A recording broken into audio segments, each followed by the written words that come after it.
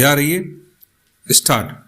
महोदय, भगवान बुद्ध ने अपने शील में इन सभी गुणों पर यथोचित बल दिया है और व्यवहार की दृष्टि से उनका विवेचन किया है।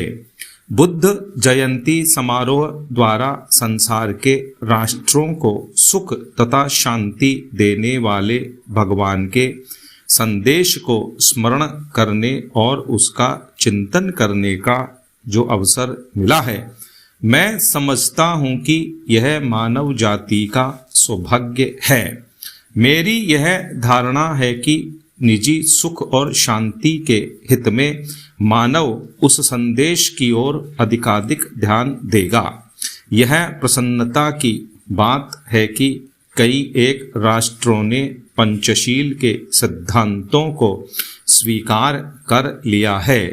इस सिद्धांत पर आचरण द्वारा पारस्परिक मतभेद निसंदेह कम किया जा सकता है और राष्ट्र बल प्रयोग अथवा युद्ध से मुक्त हो सकते हैं।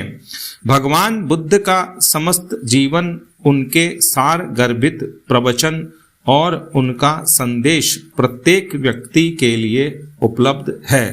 कोई भी व्यक्ति उनसे लाभ उठा सकता है और अपनी आत्मा को उन्नत कर सकता है। हमारे देश में जहाँ भगवान ने निर्वाण प्राप्त किया और प्रथम उपदेश दिया, महात्मा बुद्ध का जनता के हृदयों में ऊंचे से ऊंचा स्थान है।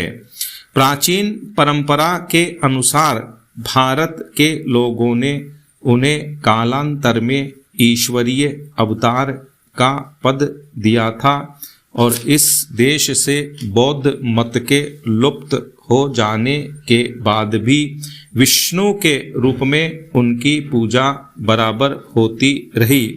भगवान बुद्ध की विचारधारा तथा उनके सदुपदेश का हिंदू विचारधारा पर गहरा प्रभाव पड़ा है और बौद्ध शील आज भी हिंदू धर्म का एक अंग है। Stop para. मैं विनम्रता पूर्वक एक और बात कहना चाहूँगा। भगवान बुद्ध ने इसी भूमि में निर्वाण प्राप्त किया और यहीं उन्होंने धर्म प्रचार की व्यवस्था की। सदियों तक इस देश की अधिकांश जनता बौद्ध मत की अनुयायी रही और यहाँ के प्रतापी नरेशों और धर्मरत भिक्षुओं के अध्यवसाय से बौद्ध मत का अनेक देश देशांतरों में प्रसार हुआ, किंतु संयोग से अथवा कुछ ऐतिहासिक कारणों से बौद्ध मत प्रायः भारत से लुप्त हो गया। यह सब होते हुए मैं कह सकता हूँ कि 2000 वर्ष की इस समस्त अवधि में भगवान बुद्ध के प्रति यहाँ के लोगों की आस्था तथा श्रद्धा बराबर रही। विश्व के इतिहास में शायद और कोई ऐसा उदाहरण नहीं मिलेगा। मुझे कोई भी दूसरा देश ऐसा दिखाई नहीं देता जहाँ कोई अवतार हुआ हो और समस्त जनता कुछ समय तक उसकी अनुयायी रहकर किसी अन्य मत को अपना चुकी हो, परंतु फिर भी उस देश में उस अवतार का वही आदर और उसके प्रति वही आस्था की भावना बनी रही हो जैसी भारत में भगवान बुद्ध के प्रति हजारों वर्षों से रही है। हो सकता है कि यह सहिष्णुता और यह उदारता इस देश को स्वयं भगवान बुद्ध की ही देन हो। स्टॉप। इस समय मानव एक संध्याकालीन समय से होकर गुजर रहा है।